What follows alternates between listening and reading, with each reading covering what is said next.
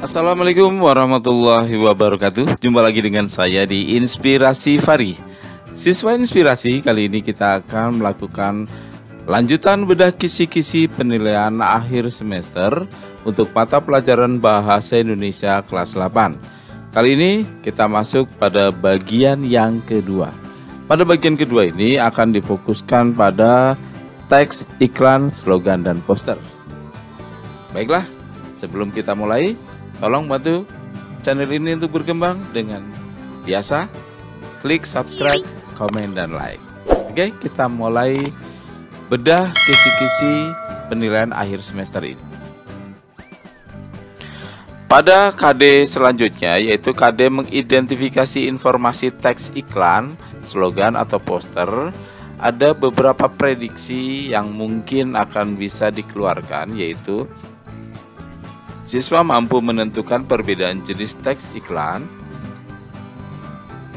Kemudian siswa mampu menentukan jenis teks slogan atau poster. Bagaimana prediksinya? Yuk kita contohkan soalnya. Pada soal nomor 13 ini ada disajikan dua buah iklan. Pertanyaannya adalah berdasarkan tujuannya, perbedaan iklan tersebut adalah. Iklan pertama, telah dibuka Museum Semedo sebagai tempat belajar sejarah peradaban. Museum dibuka setiap hari kerja, Senin sampai Kamis pukul 8 sampai 16, Sabtu, Minggu pukul 8 sampai 17, hari Jumat tutup. Untuk rombongan bisa menghubungi bagian humas di 0823 123 456. Kemudian iklan kedua, dibutuhkan tenaga terampil untuk posisi driver, mekanik, dan admin. Syarat pria, wanita, umur maksimal 25 tahun, pendidikan minimal SLTA. Yang berminat, kirim lamaran ke email anugerah@gmail.com. Oke, kalau kita lihat di iklan 1, ini sifatnya tujuannya adalah memberikan sebuah pengumuman, pemberitaan bahwa ada Museum Semedo yang telah dibuka kembali. Kemudian di iklan kedua ini adalah termasuk jenis iklan permintaan karena pemasang iklan berharap ada orang yang tertarik dengan iklannya sehingga bergabung dengan perusahaan yang dimiliki. Maka iklan satu adalah iklan pengumuman, iklan kedua adalah iklan permintaan. Jawabannya adalah A.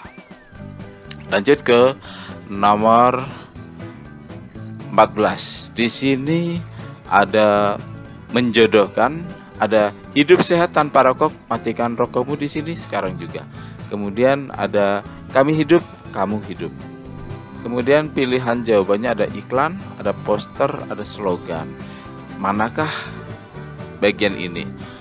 Kalau kita lihat ciri-cirinya antara iklan, slogan, dan poster, kalau iklan cenderung pada bentuk-bentuk penawaran atau ajakan dan seterusnya. Kalau ini kita lihat di bagian pertama, hidup sehat tanpa rokok, matikan rokokmu di sini sekarang juga. Ini adalah bentuk slogan karena hanya sifatnya tulisan. Isinya adalah tulisan atau kalimat. Sementara pada kami hidup, kamu hidup, ini jenis poster karena berdasarkan ciri-cirinya.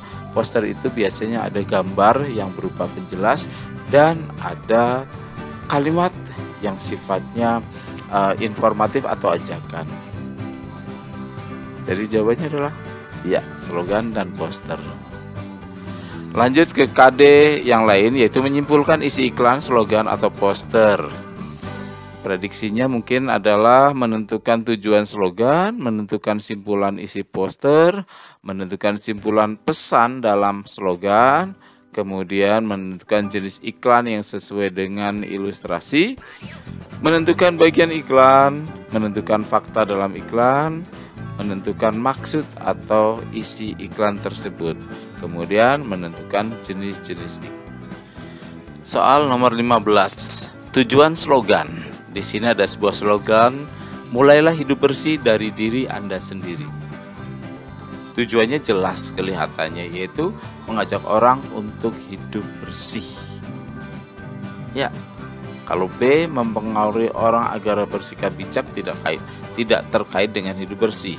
Kemudian C, menghimbau orang agar membuang sampah di tempat sampah agar lingkungan bersih, memang berhubungan dengan bersih, tapi masih terkait secara khusus, yaitu tentang membuang sampah. Kemudian yang D, mengajak orang untuk menciptakan lingkungan yang bersih dari sampah, ini juga terkait dengan pembuangan sampah. Jadi yang paling tepat adalah A. Lanjut. Di sini ada sebuah poster. Pertanyaannya adalah simpulan yang tepat dari poster. Orang bijak buang sampah sesuai tempatnya. Ini di sini kalau kita melihat, maka pemasang poster ini bertujuan ingin mengajak orang-orang agar mampu membuang sampah sesuai dengan tempatnya, bukan di sembarang tempat. Maka jawabannya adalah A. Penulis ingin menyampaikan pesan agar orang membuang sampah pada tempatnya, karena membuang sampah sembarangan bukan tanda orang yang bijak. Ya, ini adalah jawaban yang tepat terkait dengan simpulan isi poster. Kalau B, penulis ingin menginformasikan bahwa orang yang bijak pasti tidak akan membuang sampah. Jadi tidak mungkinlah orang tidak membuang sampah. Kemudian C, penulis ingin menggambarkan bahwa tanda-tanda orang bijak adalah jika seseorang membuang sampah. Iya, semua orang membuang sampah, tetapi kadang ada yang membuang sampah sembarangan. Kemudian D, orang yang bijak adalah orang yang sembarangan membuang sampah pada tempatnya, ini malah bertolak belakang. Jadi jawabannya adalah A. Nomor 17, ada sebuah slogan berbunyi pendidikan ibarat jembatan. Dia akan menghubungkan Anda kepada kesuksesan. Simpulannya apa? Kita lihat. A. Pesan penulis bahwa pendidikan menjadi sebuah jembatan yang akan dapat dilalui banyak orang. Ini kurang pas. B. Penulis ingin menyampaikan bahwa pendidikan menjadi salah satu sarana seseorang untuk sukses dalam hidupnya. Ini masih bisa masuk, masih berhubungan dengan isi. Kemudian penulis ingin menjelaskan bahwa orang yang tidak berpendidikan tidak akan dapat mencapai kesuksesan. Ini juga tidak sesuai dengan keadaan yang nyata. Kemudian penulis yang D, penulis ingin mengajak orang untuk mengikuti pendidikan agar bisa menjadi jembatan sukses. Ya, dari A, B, C, dan D, yang paling tepat terkait dengan slogan pendidikan ibarat jembatan, dia akan menghubungkan Anda kepada kesuksesan adalah B. Oke, di nomor 18 ini berdasarkan sifatnya, jika hal-hal di atas dibuat iklan yang termasuk jenis iklan penawaran. Ya, iklan penawaran adalah iklan yang bertujuan untuk menawarkan barang atau jasa dengan harapan pemasang iklan mendapatkan keuntungan dari barang atau jasa yang dijual. Kalau kita lihat di ilustrasi nomor 1, PT Berdikari membuka lowongan untuk calon karyawan. Kalau ini dibuat iklan, maka ini menjadi iklan lowongan pekerjaan. Dan iklan lowongan pekerjaan termasuk iklan permintaan. 2. Pak Badrun baru membuka warung bakso di depan alun-alun. Ini kalau dibuat iklan, pasti Pak Badrun berharap banyak orang akan membeli baksonya sehingga dia dapat mendapat keuntungan yang lebih banyak. Maka ini adalah iklan penawaran. Kemudian nomor 3, SMP Tunas Bangsa membuka pendaftaran siswa baru. Siswa baru berharap agar ada siswa yang mendaftar di SMP Tunas Bangsa, dan ini sifatnya adalah permintaan. Kemudian nomor 4, Dr. Sarkasi membuka klinik pengobatan alternatif. Dengan membuka klinik pengobatan alternatif, maka Dr. Sarkasi berharap banyak pasien yang datang, kemudian beliau mendapatkan keuntungan. Maka yang termasuk iklan penawaran ada di bagian 2 dan 4. Maka jawabannya adalah C. Yang termasuk fakta pada iklan, ya, fakta Suzuki Best Deal ini termasuk fakta. Karena apa? Ini adalah program dari Suzuki yang berjudul Best Deal. Kemudian di nomor 2 ada R3 DP 3 juta, All New Swift DP 3 juta, All New Splash DP 2 juta, Pick Up 1 juta, dan Vitara 5 juta. Ini adalah pilihan dari DP. Dan sesuai dengan jenis mobilnya, dan ini pasti fakta. Kemudian di nomor 3, hubungi 081288377922 atau 085249948752. Nomor telepon atau nomor HP yang ada di sini pasti bisa dihubungi, maka ini fakta. Kemudian di nomor 4, inden lebih cepat proses mudah. Inden lebih cepat proses mudah, ini sifatnya opini atau pendapat, karena pembuktiannya kecepatannya seperti apa, proses mudahnya seperti apa, itu tidak jelas ukurannya. Maka yang termasuk fakta ada 1, 2, dan 3. Jawabannya adalah A. Maksud iklan. Nah, iklan ini apa sih maksudnya? Kalau kita lihat sih, ini Suzuki menawarkan sebuah mobil dengan aneka jenis, ada R3, ada All New Swift, ada All New Splash, ada Pickup, dan ada Vitara. Yang kalau kita lihat ada DP berarti uang muka, maka ini adalah sistem kredit. Ya. Jadi maksudnya apa? Suzuki ingin atau menawarkan penjualan mobil dengan sistem kredit atau angsuran. Ya. Nomor 2 selanjutnya adalah KD menelaah pola penyajian dan kebahasan teks iklan, slogan atau poster. Di sini kemungkinan ada disajikan ilustrasi, peserta didik dapat menentukan slogan yang sesuai, kemudian menentukan kalimat imperatif, menentukan kalimat persuasi, menentukan makna, dan menentukan produk atau barang jasa yang ditawarkan. Yuk kita lihat contoh-contoh atau prediksi. Ya. Kemudian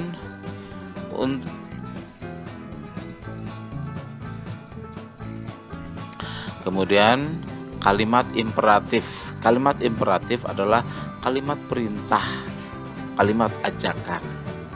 Ya, kalimat perintah atau ajakan.